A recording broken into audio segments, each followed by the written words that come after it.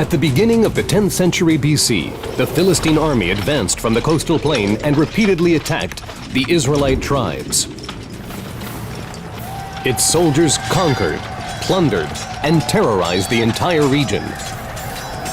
The situation grew even worse with the death of King Saul on the battlefield. At this difficult time, the heads of the tribes gathered to select a new leader.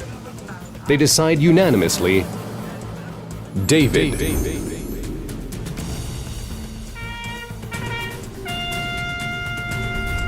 Long live King David!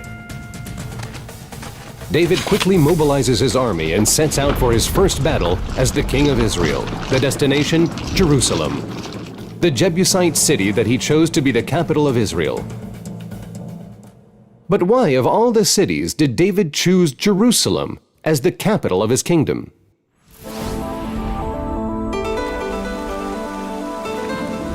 Well, water. Of course, the water. What city in the world, especially a capital, could survive without a constant supply of fresh water? And where else can you find such fine water as the water of the Gihon? The Gihon spring flowed and still flows from the bedrock under the depths of Jerusalem and supplies enough water for all the city's needs. The reason that David chose Jerusalem as his capital city was water. Of course it was water. Water. Water is very important, but you really must stay alive to drink it. David needed a capital that would offer him security and protection from the Philistines, which Jerusalem provides. Its natural landscape is surrounded by deep valleys and steep slopes. So let's see. Here's the city of David, and from southeast, the deep Kidron stream flows, and on the other side, over to the west, is the Central Valley. And in the north, indeed, there's no natural protection, but what nature didn't provide, the Canaanites did by building in the north an immense fortress, the Fortress of Zion. So there's no doubt that security was the primary reason for choosing Jerusalem as the capital of his kingdom. Security is very important, but with all due respect to walls and fortifications, a nation cannot survive without unity. And at that time, there was no nation, only quarreling and divided tribes, and following the struggle for the monarchy between the house of Saul and the house of David, the rift between the people only deepened. David has a brilliant idea: to unite the people around one central city. This city should be neutral, not controlled by any one tribe. This perfectly describes the city of Jerusalem, and David intended to make it the capital city for everyone. David chose Jerusalem as his capital to unite the people.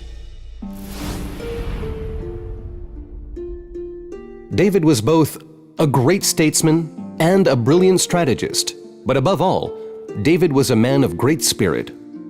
Psalms that he composed 3,000 years ago are still the most widely read and translated poetry in the entire world.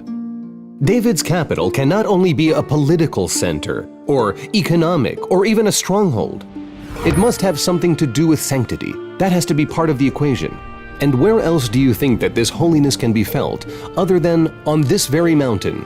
The holiness of Jerusalem goes back to the days of Abraham our father. According to tradition, it is here on Mount Moriah that the sacrifice of Isaac occurred. There is no doubt that sanctity is the reason that King David chose Jerusalem as his capital city. So why did David really choose Jerusalem as his capital? Was it the abundance of water? Or the security and efficient protection it provided? Could it be that the unity of the people guided him? Or was it the holiness of Jerusalem? Maybe the combination of all these reasons? Interesting. What do you think?